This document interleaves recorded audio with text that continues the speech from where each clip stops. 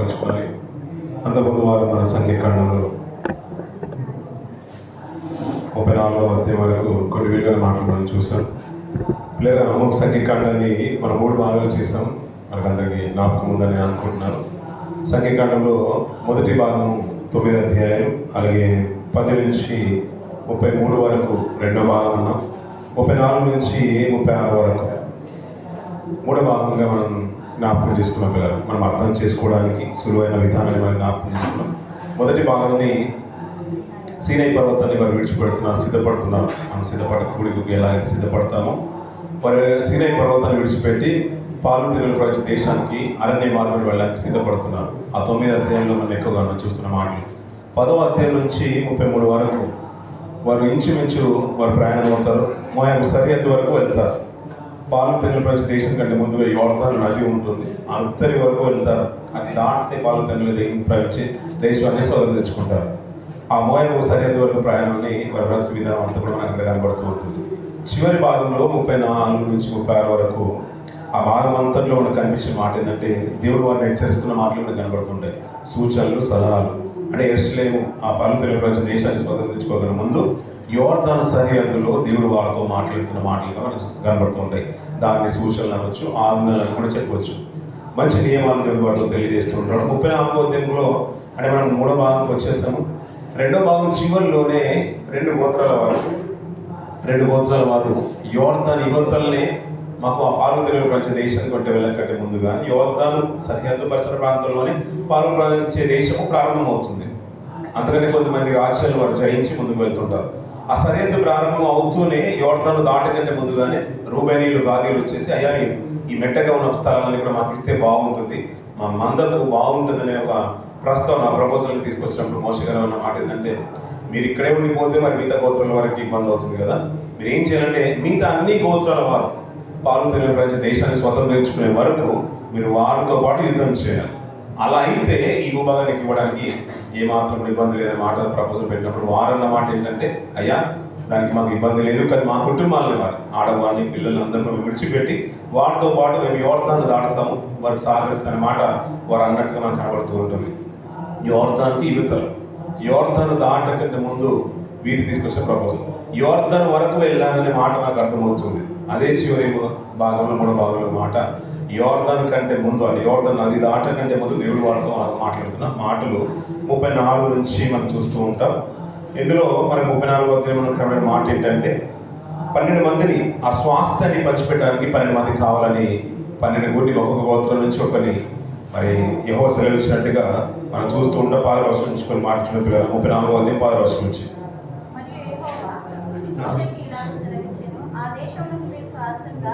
పంచిపెట్టవలసిన వారెవరనగా యాజకుడని ఎలియాజరును, నూను కుమారుడని యెహోషువాయు.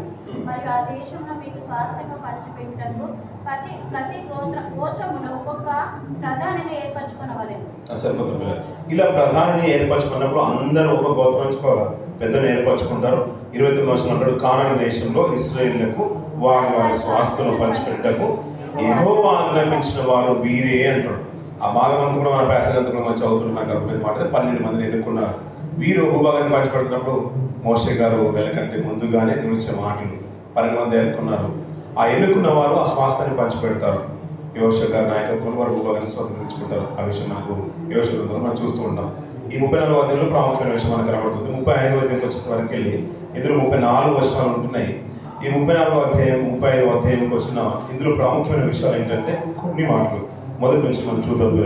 యెరికో యొద్ద యోర్దానుకు సమీపమైన మోయాబు మైదానములలో యెహోవా మోషేకి ఇలాగ సెలవిచ్చెను. ఇశ్రాయేలీయులు తాము పొందు స్వాస్థ్యంలో లేవీయులు నివసించుటకు వారికి పురములను ఇయ్యవలెనని వారికి ఆజ్ఞాపించుము. ఆ పురముల చుట్టనున్న పల్లెలను లేవీయులకు ఇయ్యవలెను. ఇక్కడ మాట ఏంటంటే మనకు బాగా తెలిసిన మాట పాలు తెనుల ప్రపంచ దేశము ఇశ్రాయేలు మాత్రమే స్వతంత్రించుకోవాలి. లేవీయులకు స్వాస్థ్యం అంటూ లేదు. లేవీయులు దేవుడు ఏమనంటే మీరు నా స్వాస్థ్యము భూభాగాన్ని నేను వారికి ఇవ్వను, ఎందుకంటే వారు నా మీద ఆధారపడే విషయము మనకు బాగా తెలిసిన మాట. మరి అలా అంటే ఎక్కడ కాపురం ఉంటారు? అందుకని నాకు ప్రస్తావన వారి తన ప్రజలను దేవుడు విడిచిపెట్టేవాడు కాదు, ప్రత్యేకంగా తన కూడా బ్రతుకుతున్న వారిని కూడా దేవుడు విడిచిపెట్టేవాడు కాదు. అందుకు నిదర్శనమే ఈ అధ్యాయం. ఎందుకంటే పాలు తెనుల నుంచి దేశాన్ని ఆక్రమించుకోవడానికి శ్రేష్టమైన భూభాగం అన్నాడు.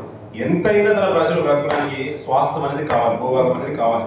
అది లేవీల మిగతా భూభాగం ఎవరైనా యాజకులైనా కానీ, అంటే లేవీలు తన పని చేసేవారు అలానే వాళ్ళు విడిచిపెట్టేవాడు కాదు. వారికి కూడా కొన్ని పురాలు ఇవ్వన్నాడు. అది ఎలా ఉండాలంటే వారి చుట్టూ ఉండాలన్నాడు. అందుకనే ఆ భాగాన్ని తెలియజేస్తూ ఆ లేవీలను నివసించడానికి వారికి పురములు ఇవ్వాలని వారికి ఆజ్ఞాపించుము. ఆ పురముల చుట్టూన్న పల్లెలను లేవీలకు ఇవ్వవలను. వారు నివసించుటకు వారి గౌను, వారి పొలములు వారి పశువులకును, వారి మందలకును, వారి సమస్త జంతువులకు ఉంచవలెను. మీరు లేవీలకిచ్చు పురముల పల్లెల ప్రతి పురము యొక్క గోడ మొదలుకొని చుట్టూ 1000 మూరలు, మరియు మీరు ఆ పురముల వెలుపల నుండి తూర్పు దిక్కున 2000 మూరలను, దక్షిణ దిక్కున 2000 మూరలను, పడమటి దిక్కున 2000 మూరలను, ఉత్తర దిక్కున 2000 మూరలను కొలవవలెను. ఆ నడుమ పురముండవలెను. అది వారి పురములను పల్లెలుగా ఉండును. మరియు మీరు లేవీలకిచ్చు పురములలో 6 ఆశ్రయపురములు ఉండవలెను. సరిపోతుంది పిల్లలు. ఈ భాగం అంతా కూడా చదువుతుంటే మనకు 34 వర్షం వరకు ఇందులో విలువైన ప్రస్తావన తీసుకుని వచ్చాడు. అంతవరకు కనివిని ఎరిగింది ఇజ్రాయేల్.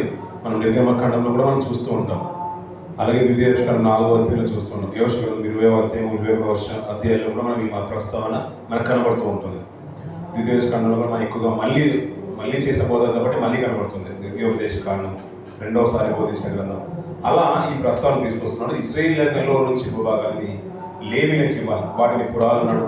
ఓవరాల్గా దాన్ని 48 పురాలు ఇస్తాడు దేవుడు వారికి. 48 పురాల్లో 6 ఆశ్రయ పురాలు అన్నాడు. యోర్దాను యువతల 3 పురాలు, యోర్దాను అవతల 3 పురాలు, మొత్తము 6 పురములు అన్నాడు. అది ఆశ్రయ పురాలు అన్నాడు. మొత్తం వారికి ఇవ్వాల్సిన 48 పురాలు, అందులో 6 పురాలు ఆశ్రయ పురాలు. అందుకని ఈ ప్రస్తావన కిందికి తీసుకొని వస్తూ, అయ్యా మీరు లేవీలకిచ్చు పురములలో 6 ఆశ్రయపురాలు ఉండాలి. నరహంతకుడు వాటిలోకి పారిపోనట్లుగా అవియుగాక 42 పురములను ఇవ్వవలెను. వాటి పల్లెలతో కూడా లేవీలకు ఇవ్వవలసిన పురములన్నీ 48 అన్నాడు పిల్లలు. మీరిచ్చు పురములు మీరు ఇశ్రాయేలు స్వాస్థ్యముల నుండి ఇవ్వవలెను. మీరు ఎక్కువైన దానిలో ఎక్కువగాను, తక్కువైన దానిలో తక్కువగాను ఇవ్వవలెను. ప్రతి గోత్రము తాను పొందు శ్వాసం చొప్పున తన పురములలో కొన్నిటి లేవీలకు ఇవ్వవలెను. సరిపోతుంది. ఇక్కడ మాట ఏంటంటే తక్కువైన దాంట్లో తక్కువగా ఇవ్వాలి, ఎక్కువైన దాంట్లో ఎక్కువగా ఇవ్వాలి. యోర్దానికి ఇవ్వదల దాను అది రూబేన్ గారు గాదీల గోత్రం, పెద్ద గోత్రాలు, విస్తారమైన జనం ఉంటుంది. వారు ఈ యోర్దానికి యువతలే స్వాస్థానికి కావాలనుకున్నారు కాబట్టి యోర్దానికి యువతల 3 పురాలు అన్నాడు. ఈ 2 గోత్రాలు ఇటు వెళ్ళిపోయాయి. మిగతా గోత్రాలు ఎన్ని ఉంటాయి? 12లో 2 ఇటు వెళ్ళిపోయాయి కాబట్టి మిగతా గోత్రాలు ఎన్ని ఉంటాయి? 2 గోత్రాలు ఇటు ఉన్నాయి కాబట్టి 2 గోత్రాల నుంచి 10 పురాలు అన్నాడు. ఆశ్రయపురాలు మొత్తం 48. అందులో 6 ఆశ్రయపురాలు. 6 ఆశ్రయపురాల్లో 3 ఈ 2 గోత్రాల నుంచి యోర్దాను యువతల్లో నుంచి తీస్తున్నాడు దేవుడు. ఎందుకంటే ఆ సంఖ్య ఎక్కువగా ఉంది కాబట్టి ఎక్కువైన దాంట్లో ఎక్కువగా అన్నాడు, తక్కువైన దాంట్లో తక్కువ. యోర్దాను అవతల దాన్ని దాటిన తర్వాత అందులో యెరూషలేము సరిసర ప్రాంతంలో ఆ భూభాగం అంతట్లో ఆ పేరు కూడా ప్రస్తుతం తీసుకొస్తుంది. ఏ గోత్రం దగ్గర ఏ ప్రాంతం అనే ప్రస్తుతం అంట కింద మాట మంచి అవుతుంది, మనకు అర్థమవుతుంది. అందులో నుంచి 3 అంటాడు. అంటే తక్కువైన దాంట్లో తక్కువ, ఎక్కువైన దాంట్లో ఎక్కువ. 6 ఆశ్రయపురాలు అన్నాడు. ఆశ్రయపురాలు ఎందుకంటే ఆ పైభాగం అన్న మాట చదివిన మాట, నరహంతకుడు వాటిలోనికి పారిపోనట్లుగా వాటిని నియమింపవలను అంటాడు. నరహంతుడు కొరకే అంటే ఎవరైనా కానీ నరహంతకుడు అనే మాట మన అర్థం తెలుసు కదా. ఎవరు చంపినవారు? ఎవరు చంపినవారు? నరుని చంపినవారు నరహంతకుడు అనే మాట మనం వింటూ ఉంటాం. జంతువులు చంపినా కానీ అదే అంత దోషమైంది పరిగణలోకి తీసుకోవచ్చు కాదు. ఒకవేళ ఎద్దును చంపితే ఆ రోజులో ఉన్న నియమాలు మనకు తెలుసు, ధర్మశాస్త్రం అనేది. నరహంతకుడు ఒకవేళ హత్య చేసి అందులో కూడా కొన్ని భాగాలు చెప్తూ ఉంటాడు. ఇంకా ఈ మాట అర్థం అవడానికి నిర్గమకాండంలో మాట చూసుకొని పోతాం.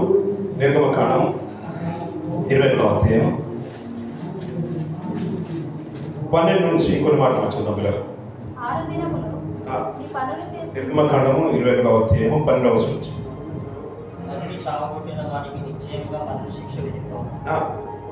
అయితే వాడు చంపవాలని వచ్చి ఉండకయ్యే దైవికముగా వారి చేత ఆ హత్య జరిగే ఎడల వాడు పారిపోగలిగిన స్థలమును నీకు నిర్ణయించదు. అక్కడ చూడండి పిల్లలు, మంచి మాట ప్రస్తావన. ఎందుకంటే ఆశ్రయపురాలు నేను ఇవ్వబోతున్న మాట ముందుగానే, దానికంటే ముందుగా ఎందుకు ఆ ప్రస్తావన తీసుకొచ్చానంటే కారణం ఇదంటాడు, నరుని చావగొట్టిన వానికి నిశ్చయముగా మరణశిక్ష విధింపవలను. నరుని చావగొట్టిన వానికి నిశ్చయముగా మరణశిక్ష విధించాలి. అంటే ఒక అతను చంపేసింది అనుకోండి, ఇంతగా మనం చదువుకున్న మాట ఏంటంటే నరహంతకునికి ఆశ్రయపురాలు ఉన్నాడు. మరి ఇక్కడ నరహంతకుడు ఒకరిని చావగొట్టేశాడు. చావగొట్టిన వానికి ఇంకా ఆశ్రయపురం అక్కర్లేదు. ఇక్కడ మాట ఏంటంటే ఎవరైనా నరుని చావు కొట్టితే వాడు ఏం చేయాలంట? మరణశిక్ష విధించాలి. అలాంటప్పుడు ఆశ్రయపురం యొక్క ఆవశ్యకత ఉండదు. ఇక్కడ ప్రస్తావన తీసుకొస్తూ నిశ్చయంగా మరణశిక్ష విధింపవలను. అయితే వాడు చంపవలని పొంచి ఉండకే దైవికంగా వారి చేత హత్య జరిగిన ఎడల వాడు పారిపోగల ఒక స్థలము నీకు నిర్ణయించదు. దైవికంగా, యాక్సిడెంటల్గా, అనుకోని రీతిగా, అంటే వాడు పొంచి ఉండక అని అంటున్నాడు. అంటే ప్లాన్ చేయకుండా కానీ అక్కడ ఉన్నాడు, ఏదో వస్తువుని తీస్తున్నాడు, అది తీసే వస్తువు తీరా పక్క నుంచి వస్తే వ్యక్తి మీద పడిపోయింది, అనుకోలేదు, బ్రేక్ ఫెయిల్ అయిపోయింది, మనం గుద్దేశాడు, లేదు ఎట్ల పడితో కాబట్టి అనుకోని రీతిగా ఎద్దులు పక్కకు వచ్చేసి గుద్దేసి చనిపోయాడు. అంటే అది అనుకోని రీతిగా దైవికమైన మాట మాట్లాడుతున్నాడు. అంటే ఇది దైవక్రియ మనుషుల చేత జరిగేది కాదు. అలాంటి వాడు ఎందుకంటే చంపడం ఎలాగో జరిగిపోయింది, హత్య ఎలాగో జరిగిపోయింది, అది అనుకోని రీతిగా జరిగిపోయింది, కావాలని తీసుకున్నా జరిగిపోయింది. అలాంటి వాడు అనుకోని రీతిగా దైవికంగా జరిగిపోతే వారి కుటుంబీకులు కానీ, వారి బంధువర్గం కానీ, వారి తోటి వారు కానీ వచ్చి ఇతను చంపే అవకాశం ఉంటుంది. కాబట్టి ఇతను పారిపోయి ఒక స్థలంలో దాగి ఉండడానికి ఒక స్థలాన్ని నిర్ణయించాలి అంటున్నాడు. పైన మాట మళ్ళీ చదవలేదు. అయితే ఒకడు తన పొరుగు వారి మీద దౌర్జన్యంగా వచ్చి కపటముగా చంప లేచిన ఎడల వాడు నా బలిపీఠమును ఆశ్రయించినను వాని లాగివేసి చంపవలను. మాట చూస్తున్నారు కదండి, ఏమన్నాడు? దౌర్జన్యంగా మాట మాట్లాడుతున్నాడు. ఒకడు తన పొరుగు వాని మీద దౌర్జన్యముగా వచ్చి కపటముగా చంప లేచిన ఎడల వాడు నా బలిపీఠం ఆశ్రయించినను వాని లాగివేసి చంపవలను. ఈ మాటలు మనం అర్థమవుతున్నాయి కదా. యాక్సిడెంటల్ గా జరుగుతున్నాయేమో, అనుకోని రీతిగా జరుగుతున్నాయేమో, ఏదో ఇంటెన్షనల్ అనుకోలేదు, కావాలని ప్రీ ప్లాన్ గా మర్డర్ చేసే వాళ్ళు ఉంటారు కదా, అలాంటి వారినేమో నిశ్చయంగా మన శిక్ష విధించాలన్నాడు. అలా మరి తప్పించుకుని వాడు కనుక బలిపీఠం దగ్గరికి వెళ్ళి ఆశ్రయిస్తే వాడికి ఏమో శిక్ష తగ్గుతుందని కాదు. అలాంటి వాడు బలిపీఠం కొమ్మలు పట్టుకున్నాను కూడా లాగివేసి చంపేయాలి అంటున్నాడు. మరి ఒకవేళ యాక్సిడెంట్ జరిగిపోతే వాడు ఆశ్రయపురాన్ని ఒక స్థలానికి వెళ్ళి దాక్కోవచ్చు. ఆ స్థలమే ఇందాక చదువుకున్న మాట ఆశ్రయపురము అన్నాడు. ఈ మాటలో మీరు జ్ఞాపకం ఉంచుకోండి. 12వ వచనం చదువుకున్న మాట, దౌర్జన్యంగా వచ్చి కపటంగా చంప లేచిన వాడు నా బలిపీఠం ఆశ్రయించను వారిని లాగివేసి చంపవాలి. ఇందాక చదువుకున్న మాటలకు వచ్చిన నిర్గమకాండం, సఖీకాండకు వచ్చిన పిల్లలు 35వ అధ్యాయం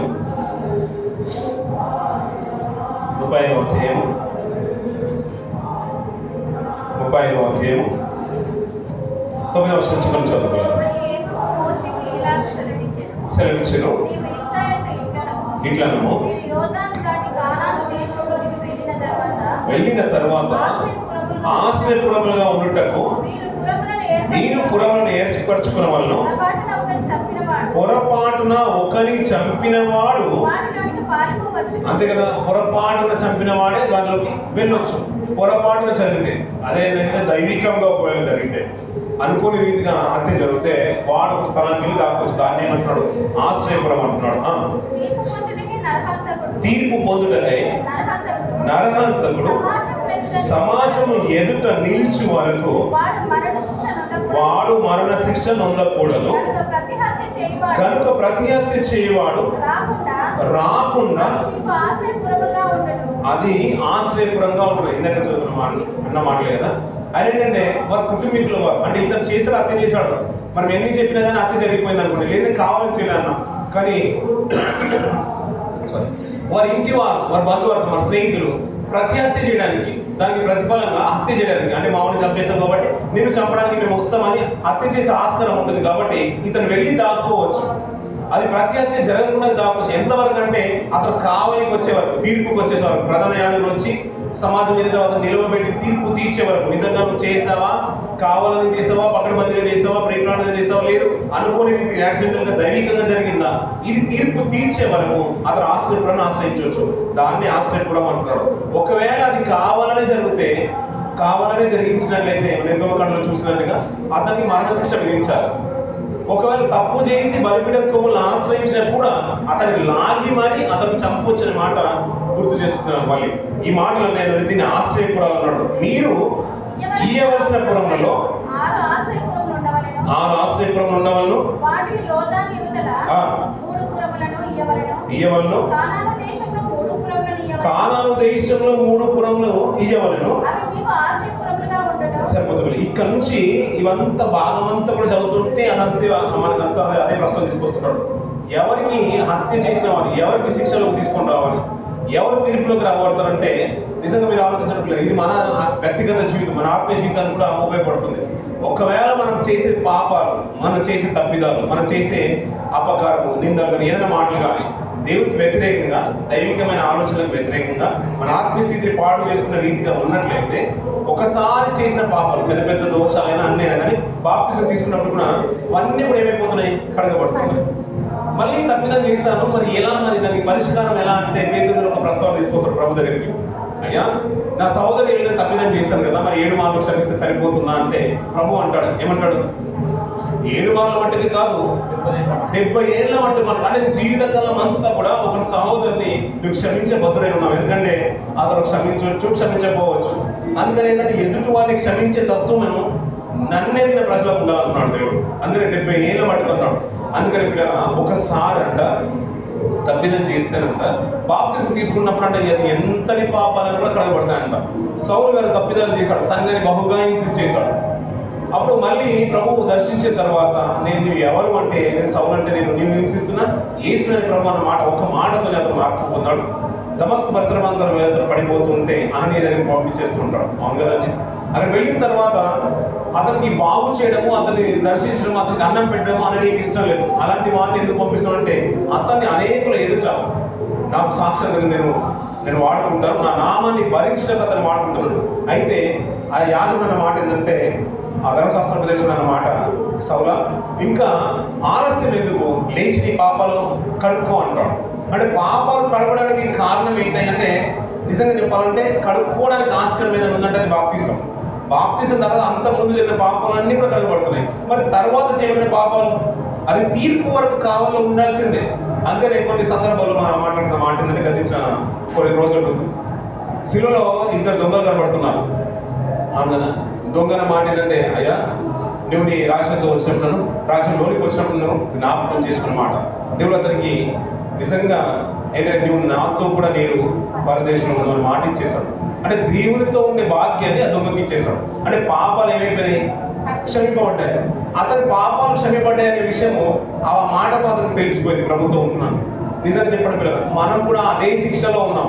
ఆ దొంగ మరుసటి దొంగతో, అంటే అతను తదుపరి దొంగతో అన్న మాట ఏంటంటే, దేవునికి భయపడవా, నీవు కూడా అదే శిక్షలో ఉన్నావు కదా, ఇలాంటి టైంలో ఇలాంటి మాటలు మాట్లాడొచ్చా అనేటు అతని వాటిని గద్దించాడు.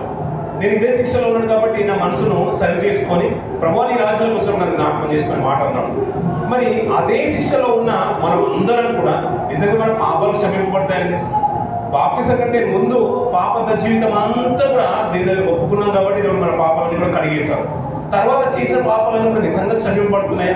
మనమందరం కూడా అదే శిక్ష విధిలో ఉన్నాం. నిజం చెప్పాలంటే ఎప్పుడు తెలుస్తుంది మరి మన దేవుడు మన పాపాలను క్షమిస్తున్నాడని? తర్వాత అంటే బాప్తిసం తీసుకున్న తర్వాత ఒకవేళ అన్యాయంగా కానీ అనాలోచితంగా కానీ మనం చేసిన తప్పిదాలు కనుక ఉన్నట్లయితే దేవుడు ఎప్పుడు క్షమిస్తాడు?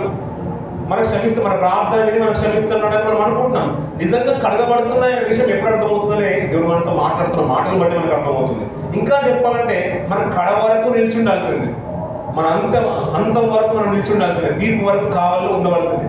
ఈ ఒక్కవేళ ఎవరైనా అనంతపుడు హత్య చేస్తే అది పొరపాటుగా జరిగినా, మామూలుగా కావాలని ఇంటెన్షనల్గా చేసినా అది తీర్పులోకి వచ్చేస్తుంది. వాడు వెళ్ళి ఆశ్రయంలో దాక్కుంటాడు. ప్రధాన యాజకుడు వచ్చి అతన్ని చూస్తాడు. నువ్వు కావాలనే చేసావా, అయితే నీకు మరణ శిక్షని ప్రధాన యాజకుడు తీర్పు ఇచ్చేస్తాడు. దేవుడు వాక్కు వచ్చేస్తుంది, తీర్పు జరుగుతుంది, అతను మరణ శిక్ష విధించేస్తాడు.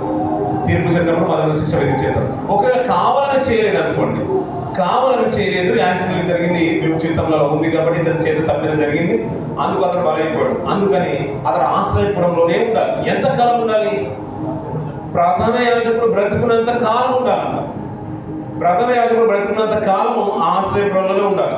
ఒకవేళ ఆశ్రయపురం విడిచిపెట్టి వెళ్ళిపోతే అతని ప్రతివాది ఎవరైనా అతన్ని చంపే ఆస్కారం ఉంటుంది. అందుకని ఈ ప్రధాన యాజకుడు తీర్పులోకి తీసుకొచ్చిన తర్వాత నేను కావాలని చేయలేదయ్యా అని అంటే సాక్షులు ఎదుట అతని ప్రస్తావన తీసుకొచ్చినప్పుడు దేవుడు తీర్పుగా తీస్తే అయ్యా ఇతను కావాలని చేయలేదని ప్రస్తావన అతనికి తెలిసినప్పుడు ప్రధాన యాజకుడు బ్రతుకున్నంత కాలం ఈ ఆశ్రయపురంలోనే అతను ఉండాలి.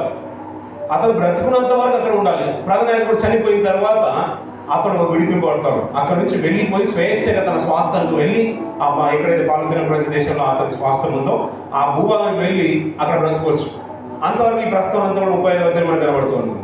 ఇంకొక మాట నేను జ్ఞాపకం చేస్తాను పిల్లలు, ఇందాక చదువుకున్న మాటల్లో నుంచే ఆ మాట చదువు పిల్లలు 35వ అధ్యాయం ఆ మాట చదువుకుని ముందుకెళ్దాం. 28వ వర్షం. ప్రధాన యాజకుడు మృతునందు వరకు అతడు ఆశ్రయపురంలోనే నివసించేవాళ్ళు. ప్రధాన యాజకుడు మృతి నిండిన తర్వాత ఆ నరహంతకుడు తన స్వాస్థ్యమున్న దేశముకు తిరిగి వెళ్ళవచ్చును. ఇవి మీ సమస్త నివాస స్థలములలో మీ తరతరములకు మీకు విధింపబడిన కట్టడ. ఎవడైనా ఒకరి చావగొట్టిన ఎడల సాక్షుల నోటి మాట వలన ఆ నరహంతకుని మరణశిక్ష విధింపవలను. ఒక్క సాక్షి మాట మీదనే ఎవరికి మరణశిక్ష విధింపకూడదు. చావదగిన నరహంతకుని ప్రాణము కొరకు మీరు విమోచన ధనమును అంగీకరింపగా నిశ్చయముగా వానికి మరణశిక్ష విధింపవలను అంటూ వీరి మాట జ్ఞాపకం ఉంచుకునే పిల్లలు. ఒకవేళ బానిసత్వంలోకి వెళ్ళిన వారు కానీ దాసత్వంలోకి వెళ్ళిన వారు కానీ వారిని విడిపించాలంటే విమోచన ధనం అనేది వారికి బాగా తెలుసు, సుపరిచితం ఇశ్రాయేలుకి. మనకు బాగా తెలిసిన మాట యోసేపు గారి చరిత్ర. అతనికి ఎంత క్రయధనం తీసుకుంటారు అతను అమ్మి వేసినప్పుడు? యోసేపు గారిని అమ్మేశారు కొంతకాలం. చిన్నగా బాల్యం ఉన్నప్పుడు ఎవరు అన్నలు అతను అమ్మేశారు. ఎంతకు అమ్మేశారు? ఎన్ని వెండినాలు? మన ప్రభు చేసిన ఎన్ని వెండినాలకు అమ్మేశారు? ఆయన ఎంతకు అమ్మేశారు యోసేపు గారిని? 30 ఒకసారి తీసి చదవండి. మరి అక్కడ 30 ఉందా? ఆదికాండం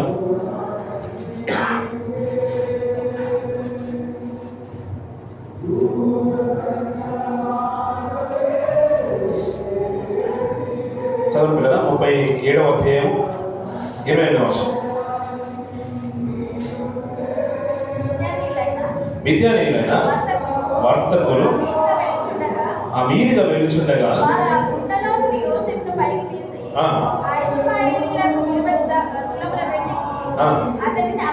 సరిపోతుంది. ఎన్ని తులాల వెండికి?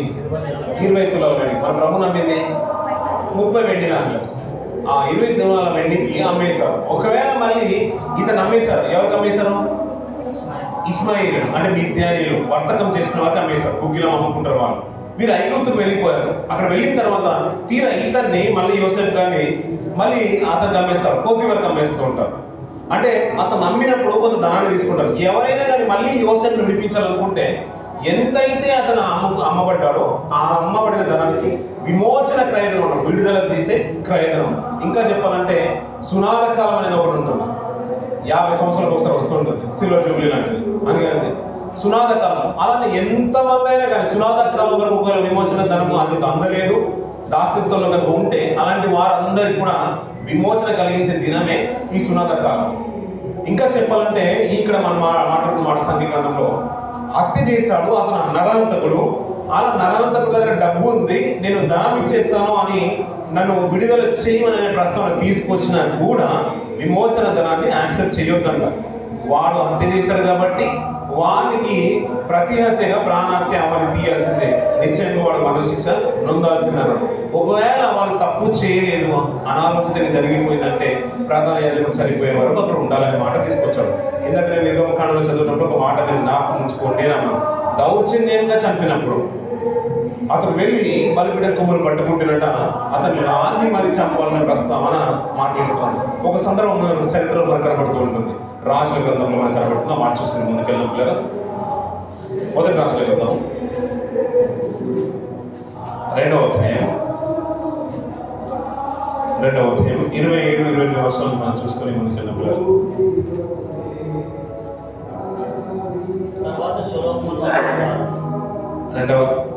మొదటి రాజుల గ్రంథం 2వ అధ్యాయం 27 వర్షం. తర్వాత సొలొమోను అబేతారును ఉండకుండా తీసివేశాడు. అందువలన యెహోవా ఏలీకు వచ్చి షిలోహులో ప్రమాణం చేసిన మాట నేను వినను. యోవాబు అబ్షలోము పక్షము అవలంబక పోయినను అదోనియా పక్షము అవలంబించి ఉండేది కనుక ఈ వర్తమానంలో అతనికి రాగా అతడు పారిపోయి యెహోవా గుడారమునకు వచ్చి బలిపీఠపు కొమ్ములను పట్టుకొనెను అంటున్నారు. ఈ సందర్భం మనకు బాగా తెలిసిన మాట కదా. యోవాబు అనే పేరు విన్నారు కదా మీరు ఎప్పుడైనా? ఎవరు యోవాబు గారు? సైన్యాధిపతి. మంచి సైన్యాధిపతులు ఎవరు ఉన్నారంటే ఆ రోజులలో సౌలు గారికి ఒక సైన్యాధిపతి ఉండేవాడు. పేరు చెప్పండి పిల్లలు. సౌలు గారికి మంచి సైన్యాధిపతి ఉండేవాడు. అలాగే దావీదు గారికి కూడా ఒక సైన్యాధిపతి ఉన్నాడు. తర్వాత చాలా మంది వచ్చేసారు. ఈ యోవాబు ఎవరు కాదు, మళ్ళా సొంత చెల్లెలి కొడుకులు, సేరుకు కుమారులు చాలా మంది ఉంటారు దీనిలో. ఇందులో యోవాబు చాలా మంచి క్యారెక్టర్. ఎందుకంటే రాజుకు ఎక్కడ ఆపద జరుగుతుందో అని ముందుగానే ఆలోచించే వ్యక్తి. మనం అనుకుంటాం కదా, ఇది రాజుకు మంచిది కాబట్టి మనం ఏం చేసినా జరుగుతుందని ఎప్పుడు అనుకోవద్దంట. అందుకని దావీదు అవసాన కాలం చనిపోతున్న కన్నా ముందు, అయ్యా నేను లోపలందరూ పోవాల్సిన మార్గంలో వెళ్తున్నాను, నీతిగా బ్రతుకు, నెమ్మదిగా బ్రతుకు, దేవుని మాటలు ఆలోచించు, దేవుని మాటల ప్రకారం బ్రతికినట్లయితే నీ రాజ్యం ఎల్లప్పుడూ నీకు ఉంటుందనే మాటలు చెప్పిన తర్వాత తన జీవిత కాలంలో జరిగిన సంఘటనలు అన్ని కూడా చెప్తుంటాడు. ఆ సందర్భంలో ప్రస్తావన తీసుకుంటాడు. 2వ అధ్యాయం చెప్తూ 5వ వచనం నుంచి కొన్ని మాట్లాడుతున్నారు. సెరూయ కుమారుడైన యోవాబు నాకు చేసిన దానిని ఇశ్రాయేలు సేనాధిపతులకు నేరు కుమారుడైన అబ్నేరు, యేతేరు కుమారుడైన అమ్షాయను వారిద్దరికి అతడు చేసిన దానిని వెలుగుతూ అతడు వారిని చంపి యుద్ధ సమయమందైనట్టుగా సమాధాన కాలమందు రక్తము చిందించి దానిని తన నడికట్టు మీదను తన పాదరక్షల మీదను పడవేశాడు. నీకు తోచినట్టు అతనికి చేయవచ్చును, కానీ అతని నెలసిన తన వెంట్రుకలు సమాధికి నెమ్మదిగా దిగనీయవద్దు. నేను నీ సహోదరుడైన అబ్షాలోము ముందర నుండి పారిపోగా బిలాతీయుడైన బర్జిల్లయి కుమారులు నా సహాయములకు వచ్చిరి. నీవు వారి మీద దయించి నీ బల్ల యొక్క భోజనము చేయి వారిలో వారిని చేర్చు. సరిపోతుంది పిల్లలు. ఏది ఎప్పుడు చెప్తున్న మాటలు? ఈయన ఎప్పుడు చెప్తున్న మాటలు? సమాధిలోకి వెళ్తున్నప్పుడు, చనిపోతున్న సందర్భంలో దావీదు గారు పలుకుతున్న మాటల్లో ఇదొక మాట. మన జీవితకాలం అంతా కూడా చూసినా కానీ యోవాబు తప్పిదాలు చేసినట్టుగా అనిపించదు. సెరూయ కుమారులు, తన యొక్క చెల్లెలి కుటుంబం వీరు, వారు చాలా ఒబిడియంట్గా ఉంటారు, దేవుడికి నమ్మకంగా ఉంటారు. దావీదు గారికి ఏదైనా దావీదు గారికి కష్టం వచ్చిందని ముందుగానే ఆలోచించే తత్వం. కానీ అలానే దావీదు నా ఏది బ్లైండ్గా నేను ఏది చెప్తా చేసేసారని ఊరికి నమ్మిన వ్యక్తిత్వం కాదు. అన్యాయంగా ఎవరిని చంపినా కానీ ఓర్చుకునే తత్వం దావీదు గారికి కాదు. ఒకప్పుడు చేసిన హత్యను బట్టి బాగా పశ్చాత్తాపం అయిపోయాడు. శత్రువు చనిపోయినా కానీ వారి కొరకు అంగలార్పు చేసి పాడెత్తిన తత్వం దావీదు గారిది. అలాంటి ఆయన యోవాబు గురించి ఎందుకు మాట్లాడుతున్నా అంటే ఇక్కడ మాట్లాడుతూ చూడండి పిల్లరా. యోవాబు నాకు చేసిన దాన్ని ఇశ్రాయేలులకు సేనాధిపతి నేరు కుమారుడైన అబ్నేరు అంట. ఇశ్రాయేలుకు సేనాధిపతి అంటే ఎవరు? సౌలు యొక్క సేనాధిపతి ఎవరంట? అబ్నేరు. చాలా ఫేమస్ క్యారెక్టర్. ఎంత గొప్ప క్యారెక్టర్ అంటే ఇశ్రాయేలు పక్షంలో సైన్యాధిపతి. రాజు చేసింది చాలా తక్కువ ఉంటుంది, సైన్యాధిపతి కీలకం. అలాగే దావీదు చేసింది తక్కువ ఉంటుంది. యుద్ధంలో కొంతకాలం వచ్చిన తర్వాత దావీదు పక్కన పెట్టేశారు, నువ్వు యుద్ధానికి రావద్దు అంటారు. సైన్యాధిపతులే వీరు వెళ్ళేవారు. యోవాబు ఉండేవాడు, యోవాబు యొక్క తమ్ముళ్ళు ఉండేవారు, సేరూయ కుమారులు చాలా మంది, ఆషేయులు ఉండేవాడు, లేడీలాగా పరిగెత్తుకుంటూ వెళ్ళిపోయేవాడు. వీరందరూ చంపబడుతూ ఉంటారు. అలాంటి తర్వాత ఆ కాలాన్ని బట్టి యోవాబు ఏంటంటే నా తమ్ముడిని చంపేశాడు కదా, అబ్నేరు అనే ఒక కక్ష తన మనసులో ఉండిపోతుంది. అంతవరకు యోవాబు దావీదు యొక్క సైన్యాధిపతిగానే ఉంటాడు. ఇంకొక మాట ఏంటంటే ఈ అబ్నేరు సౌలు చనిపోయిన తర్వాత సౌలు కుమారుడైన ఇష్బోషెతు ఉంటాడు. ఇష్బోషెతుకు రాజ్యాన్ని అప్పగించడానికి చాలా ప్రయత్నాలు చేస్తున్నాడు. కొంత జనము ఈ సౌలు యొక్క గోత్రికులు వారు. సౌలు యొక్క గోత్రం ఏది? కీషు గోత్రము. ఇంకా చెప్పాలంటే ఏ గోత్రము? సౌలు ఏ గోత్రం నుంచి వచ్చిన రాజు? బెన్యామీను గోత్రం, చిన్న గోత్రం. అలాంటి ఆయన చనిపోయిన తర్వాత అతని కుమారుడు వెంబడించడానికి, అతని కుమారుడు నిలబెట్టడానికి యోనాతాను చనిపోతాడు, సౌలు యొక్క ముఖ్య కుమారుడు. ఆ తర్వాత చిన్నవాడు మిగిలి ఉంటాడు ఇష్బోషెతు. ఇష్బోషెతకు రాజ్యాన్ని అప్పగించడానికి అబ్నేరు చాలా ప్రయత్నం చేస్తూ ఉంటాడు నిలబెట్టడానికి. కొన్ని కుటుంబాలు అతను వెంబడిస్తూ ఉంటాయి. వెంబడించినప్పుడు తిరిగి కాలక్రమం ఏమైపోతుందంటే అబ్నేరు ఒక మంచి మాట అంటాడు. అబ్నేరు అన్న చెడ్డ అలవాటు ఏంటంటే సౌలు యొక్క అంటే రాజు యొక్క ఉపపత్ని దగ్గరికి వెళ్ళాలనే ఉద్దేశము అంటే మంచిది కాదని ఇష్బోషెతు అంటాడు. నువ్వు అలా చేయడం మంచిది కాదు అన్నప్పుడు అంటే నువ్వు అలాంటి అలగజనం గురించి నన్ను ఒక మాట అంటావని వెంటనే ఇష్బోషెతును కట్ చేసి అని విడిపించుకొని దావీదు పక్షంలో వెళ్ళడానికి దావీదు వర్తమానం పంపిస్తుంటాడు. కానీ దావీదుకు వ్యతిరేకంగా అంతవరకు యుద్ధంలో నిలబడింది అబ్నేరు ఇశ్రాయేలు పక్షంలో. ఎందుకంటే దావీదు తరమబడ్డము సౌలు తరమైన విధము మనకు బాగా తెలుసు. సౌలు యుద్ధం చేయలేదు, సౌలు కంటే ముందున్నది అబ్నేరు. అలాంటి అబ్నేరు సౌలు చనిపోయిన తర్వాత తన కుమారు నిలబెట్టాలనుకుంటాడు, సౌలు యొక్క కుమారుని. సౌలు కుమారు నిలబెట్టిన మాటను బట్టి సౌలు కుమారుడు ఏమంటే నా తండ్రి ఉపపదుల దగ్గర నువ్వు వెళ్ళాలని ఆలోచన ఉంది చూసావు, అది మంచిది కదా అనగానే ఈ సైన్యాధిపతి దావీదు దగ్గరికి జనాలందరూ కూడా తీసుకొని వెళ్ళిపోతుంటాడు. అలా తీసుకొని వెళ్ళిపోతున్నప్పుడు ఆ అబ్నేరు దావీదు గారిని కలుసుకుంటాడు ఇది యోవాబు గారు లేనప్పుడు. అలా వచ్చి వెళ్ళిన వార్త యోవాబుకు తెలిసిపోతుంది. నా తమ్ముడిని చంపినోడు, నిన్ను చంపడానికి ప్రయత్నం చేసినోడు, అలాంటి వానితో నువ్వు కలుసుకుంటావని నేను పిలిచినట్టుగా దావీదు పిలిచినట్టుగా అతను పిలిపించి రాత్రి జాములందు చీకటిలో బావి పక్కన దాక్కుని అతన్ని పొడిచేస్తాడు. ఎవరిని? అబ్నేరు పొడిచేస్తాడు. కాబట్టి ఈ వార్త దావీదు గారికి తెలిసిపోయింది. ఎందుకంటే అబ్నేరు చనిపోయినప్పుడు దావీదు శోక కీర్తన ఎత్తి మరి మాట్లాడుతుంటాడు, పాడే ఎత్తుకుంటాడు, ఇవన్నీ చేస్తాడు. చేసిన తర్వాత కొంతకాలానికి దావీదు గారికి అవసరకాలం వచ్చేసింది. అలా అని యోవాబును విడిచిపెట్టలేదు. నేను వెళ్తున్నాను, సేరియా కుమారులు నా అల్లుడే కావచ్చు, అయినా కూడా వారు చేసింది మంచిది కాదు. తల నెరిసిన వెంట్రుకలు తెల్లగైపోతాయి కదా, సుఖంగా సమాజంలోకి మాత్రం వెళ్ళనివ్వద్దు వాడిని. ఎందుకంటే వాడు చేసింది మంచిది అనుకున్నాడు, కానీ అన్యాయంగా ఒకరిని చంపేశాడు. దాన్ని బట్టి శిక్షణకు తీసుకున్నప్పుడు ఈ వార్త రాజైన సొలొమోనుకు తెలిసింది కాబట్టి ఇతను దాక్కోవడానికి బలిపీఠ కొమ్ములు పట్టుకున్నాడు. ఆ మాట చదువు మీరు ఇప్పుడు 2వ అధ్యాయం 20వ వచనం.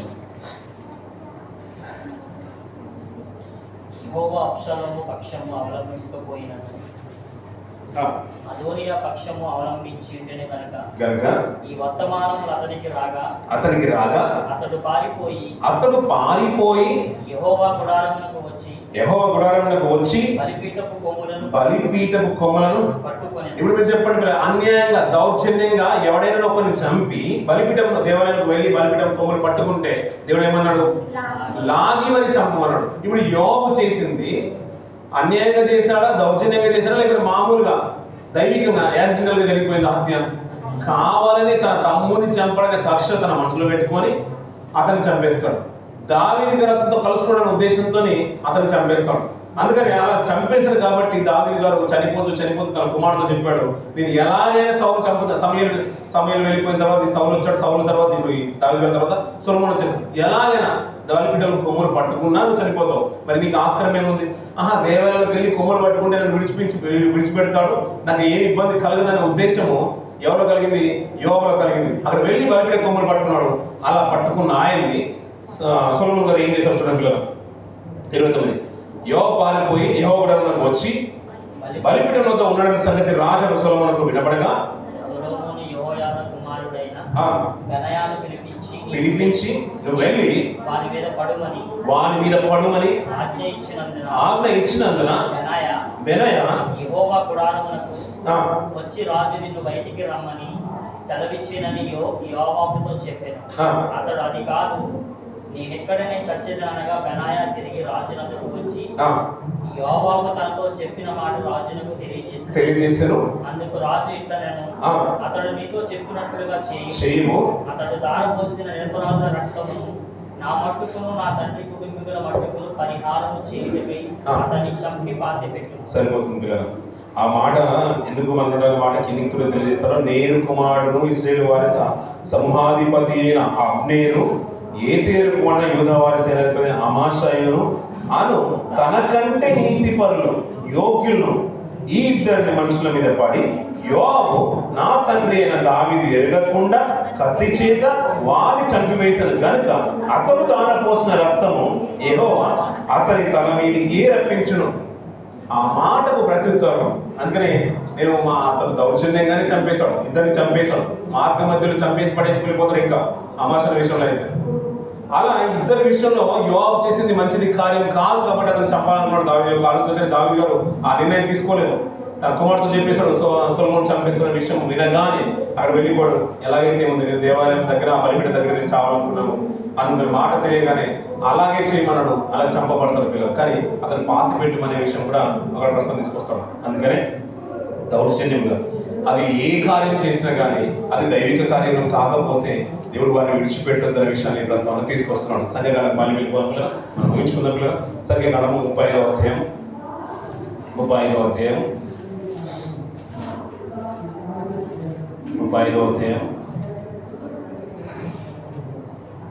32వ వర్షం నుంచి కింది బాగా చదువు పిల్లలు. మరియు ఆశ్రయపురమునకు పారిపోయినవాడు యాజకుడు మృతి నందకమునకు ప్రదేశమందు నివసించినప్పుడు ఆ. వారి చేత విమోచన ధనమును ఆ. అంగీకరింపకూడదు. మీరు మీరు దేశమును దేశం అపవిత్రపరచకూడదు. దేశమును అపవిత్రపరచును కదా. ఆ. దేశంలో చిందిన రక్తము నిమిత్తం చిందించిన వారి రక్తం వలన ఆ. ప్రాయశ్చిత్తము కలుగును గాని మరి దేని వల్ల కలగదు. ఆ. మీరు నివసించు దేశమును అపవిత్రపరచకూడదు. ఉమ్. అందులో నేను మీ మధ్యన నివసించుచున్నాను. అందులో నేను మీ మధ్య నివసించున్నాను, నిజముగా నిజముగా యెహోవాను నేను. ఇశ్రాయేలీయుల మధ్య నివసించుచున్నాను. సరిపోతుంది పిల్లలు. దేవుడు నివసించే స్థలంలో అంట, దేవుడు నివసించే స్థలంలో అంట హత్యకు ప్రతి హత్య జరిగినప్పుడు అంట అది అన్యాయంగా జరగవద్దు అంటున్నాడు. ఒకవేళ అన్యాయమైంది ఏది కూడా ఆయన సన్నిధిలో ఉండకూడదు అంటున్నాడు.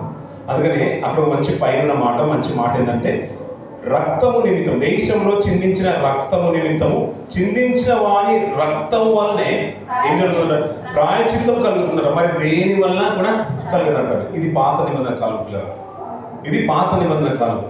ఎవడైనా తప్పు చేస్తే ఆశ్రయపురాన్ని ఆశ్రయిస్తే యాజకుడు, ప్రధాన యాజకుడు తన కొరకు ప్రాయశ్చిత్తం చేస్తాడు. ఎందుకంటే తీర్పు తీర్చిన తర్వాత అతను బ్రతికినంత కాలం అక్కడ ఉంటే, ఆ సన్నిధిలోనే ఉంటే, దేవుని సన్నిధిలోనే కనుక ఉంటే, ప్రధాన యాజకుడు చనిపోయే వరకు, యాజకుడు చనిపోయే వరకు అక్కడ ఉంటే అతను రక్షింపబడతాడు చనిపోకుండా. తర్వాత యాజకుడు చనిపోయిన తర్వాత అతనికి విడుదల దొరుకుతుంది. అన్యాయం చేయకపోతే అనుకోని రీతి జరుగుతాయి. కొత్త నిబంధన కాలం ఏంటంటే పిల్లరా, బ్రతుకాలం అంతటిలో చేసిన పరిపాలనైనా కానీ, తప్పిదాలైనా కానీ, అన్యాయమే కానీ, ఏదైనా కానీ మనం తప్పు తెలుసుకుని ప్రాయశ్చిత్తం కనుక కలిగినట్లయితే, మనసులో పశ్చాత్తాపం చెందినట్లయితే బాప్తిసం ద్వారా మన పాపాలను ఇప్పుడు కడుక్కోవచ్చు. తర్వాత జీవితకాలంలో అది ఎంతటి ఘోరమైనది కానీ ఆయన బల్లను సమీపిస్తే, ఆయన బలిపీఠం సమీపిస్తూ ఉంటే మనకు కూడా ఒక బలిపీఠం ఉందనే మాట ఏప్రిల్ రాస పత్రికలు మనం వింటూ ఉంటాం. మనకంటే కూడా ఒక రక్షకుడు ఉన్నాడు, ఆయన మన అందరి పాపాలతో ప్రాయశ్చిత్తం చేసిన అంటాడు. 6 ఆశ్రయపురాలు పాత నిబంధనలు ఉంటే ఆ 7వ ఆశ్రయపురమే మన ప్రభువైన యేసుక్రీస్తు వారు. అది ఎంతటి దుర్మార్గుడైనా, ఎంతటి దౌర్జన్యం చేసిన వాడైనా, కావాలని హత్య చేసినా, అనుకోని రీతిగా చేసినా, అది దైవికంగా హత్య జరిగినా, ఏ మనిషి చేతను నరాంతకుడుగా ఒకవేళ పేరు పొందినవాడు ఎవడైనా ఉన్నట్లయితే ప్రపంచంలో, వాడు ఎలాంటి వాడైనా కానీ ఒకవేళ నేను తప్పు చేశానని ఆయన దగ్గరికి వచ్చి ప్రాయశ్చిత్తం కోరినట్లయితే ఆయన మన పాపాలు కడగడానికి ఎల్లప్పుడూ సంసిద్ధంగానే ఉన్న విషయము. ఇది కొత్త నిబంధన. అందుకని నిబంధన రక్తము అన్నాడు. అందుకని ఇది రక్తం వల్లే కలుగుతుంది, దేనివల్ల కూడా కలగదు అన్నాడు. ఇంకా కీర్తన భాగంలో ఒక మంచి మాట అంటాడు. 91 కీర్తన కానీ 62 కీర్తన కానీ, 62 కీర్తన చదువుతాం పిల్లలు. ఆ మాట అద్భుతమైన మాట, అది చదువుకొని ముంచుదాం పిల్లలు. 91 కీర్తనలు కూడా మంచి మాట ఉంటుంది. 62 కీర్తన 6వ వచనము 7వ వచనం. ఆయనే నా ఆశ్రయదుర్గము, ఆ. నా రక్షణాధారము, నా ఎత్తైన కోట ఆయనే. నేను కదిలింపబడను, నా రక్షణకు నా మహిమకు ఆ దేవుడే ఆధారము, నా బలమైన ఆశ్రయదుర్గము, నా ఆశ్రయము దేవుని ఎందే ఉన్నది. ఒకవేళ ఇలాంటి నమ్మకం, ఇలాంటి స్థిరమైన విశ్వాసం మన దేవుళ్ళ కనుక నిలుపుతానంట, మన పాపాలన్నీ కూడా ఏంటంటే మన ఆయన వీపు తట్టు విసిరేస్తారంట. మళ్ళీ పాపాలు ఎత్తి మాట్లాడే క్యారెక్టర్ లోకంలో ఉన్న మనుషుల దగ్గర ఉంటుంది. ఎప్పుడో అప్పుడు చేసాం, ఇప్పుడు చేసాం అన్నమాట. కానీ దేవుడు అంట మనం అంతవరకు చేసిన ప్రతి పాపాన్నంట అవన్నిటి కూడా తన వీపు వెనుక భాగం, అంటే నేను వెనుక పడేసిన తర్వాత నేను వెనుక వైపు చూసి దాని గురించి ఆలోచించే తత్వం దేవుడిది కాదు. చేసిన తప్పును మాటికి ఎత్తే తత్వము దేవుడిది కాదు. నేను అలాంటి క్యారెక్టర్ ఉన్న వ్యక్తిని కాదు. ఒకవేళ దేవుడైన ఆశ్రయం కనుక ఒకవేళ ఆయన ఆశ్రయిస్తానంట, ఆయన దుర్గంగా ఉంటున్నాడు ప్రతి విషయంలో. కొత్త నిబంధనలు మనం ఏంటంటే 91 కీర్తనలు కూడా మార్చడానికి 91 కీర్తన 9వ వచనం. యెహోవా నీవే అన్న ఆశ్రయమని, నీవు మహోన్నతులైన దేవుని నీకు నివాస స్థలంగా చేసుకుని ఉన్నావు అన్నావు కదా. నీవు కన్నులారా చూచుండగా భక్తిలకు ప్రతిఫలం కలుగును. కానీ ఒకవేళ ఆయన ఆశ్రయం కనుక దుర్గంగా నువ్వు చేసుకుంటే నీ పక్షంలో దేవుడు ఉంటాడు, నీకు న్యాయం జరుగుతుంది. ఎంతటి తప్పిదాలని కానీ ఆయన క్షమించడానికి సంసిద్ధుడు. అందుకనే దాన్ని అమూల్యమైన రక్తము అన్నాడు. ఆయన మనకంటూ ఒక ఆశ్రయదుర్గంగా మన పక్షంలో ఉంటాడు. నేను మీ పక్షంలో ఉంటాడు. మిమ్మల్ని కడగడానికి, పవిత్రులు నిలబెట్టడానికి, మిమ్మల్ని రక్షించడానికి, మీ పాపాలను తుడిచివేయడానికి, మిమ్మల్ని కడిగి పవిత్రులుగా నిలబెట్టడానికి ఆయన రక్తము పరిశుద్ధమైంది, నిష్కలంకమైంది, కల్మషము లేనిది. అది ప్రధాన యాజకుడుగా మనకు సరిపోయిన వాడు అంటాడు. లోకంలో ఎవరు తీర్చలేనిది, మాటి మాటికి అర్పించే బలుల కంటే ఇప్పుడు శ్రేష్టమైంది.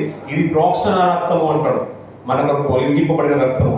ఇది రక్తం వల్లనే ప్రాయశ్చిత్తం కలుగుతుందంట ప్రతి హత్యకు. అందుకనే ఆయన మన కొరకు హత్య చేయబడ్డాడు. మన కొరకు హత్య చేయబడ్డాడు. నిజంగా చెప్పాలంటే ఆయనను హత్య చేశారు ఆ రోజున సమాజం, యూద సమాజం. ఆ రోజు హత్య చేయబడ్డాడు. ఆ హత్య ప్రతి హత్య అంటే దాని దోషము మన మీదకి రాకుండా ఉండాలంటే ఆయన నమ్ముకుంటేనే. అందుకనే నీతిమంతుడైన ఈతని రక్తము మా మీదకి రాకుండా ఉండడానికి చేతులు కడుక్కున్నాడు పిలాతు. ఈ రోజుల్లో కూడా మనం అందరూ కూడా కావాలంటే ఏంటంటే అతని రక్తము దానివల్ల ప్రతిదండన కనుక భూమి మీదకి వస్తుంటే ఎవరు సహింపగలుగుతారు? ఎవరు ఓర్చుకోలేరు. అందుకనే అది దానికి ప్రతిగా దేవుడు ప్రతిదండన చేయాలనుకోలేదు. నీతిమంతుల యొక్క రక్తంకు ప్రతిదండన ఆ రోజున తరం మీదకి వచ్చేసింది.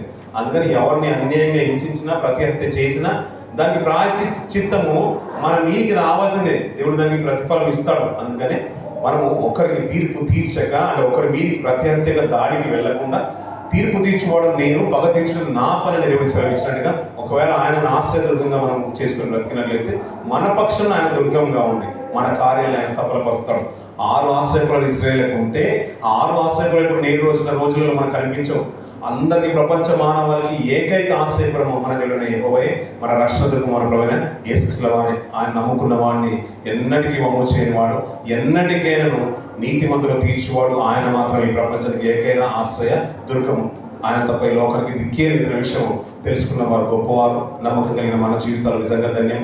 తెలుసుకున్న వారికి, ఇంకా తెలియని వారికి చెప్పవలసిన బాధ్యత కూడా మన మీద ఉందన్న విషయం మనం గుర్తెరగాలి. పిల్లల కొద్ది మాటలు మన ఆత్మ జీవితానికి ఉపయోగపడాలని కోరుకుంటూ నేను మాటలు ముగిస్తుంటే ఈ మాటలు దీవించి ఆశ్రయించిన కాక.